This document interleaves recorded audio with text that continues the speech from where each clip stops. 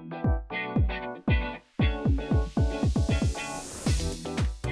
everybody, today we're in a Ford Super Duty. We're going to be showing you how to install the ProClip center mount number 855878.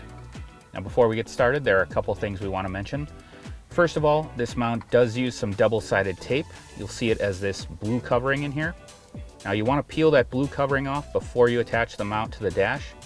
And that tape is designed so that if you ever have to remove the mount, it's not going to leave any marks or residue behind. Second of all, make sure you attach your mount to the dash before you screw anything to the faceplate. So with that, we'll get started. Now this mount is going to attach to this plastic kind of dash rail that's above the center screen here. And it's going to attach into a seam in the back. You can feel it with your fingers. There's a seam between this upper rail and the actual piece of plastic underneath it.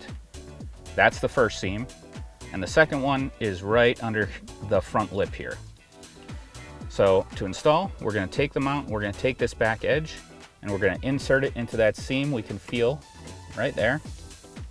Now you're going to take your other hand, you put your fingers on top of the mount, and you're going to use your thumb and your fingers to put leverage so that you pull out the faceplate, and then we push it down so that this lip can go underneath here. There we go. Now we have a nice solid mounting platform for a custom ProClip device holder. We hope this video has helped. Have a great day.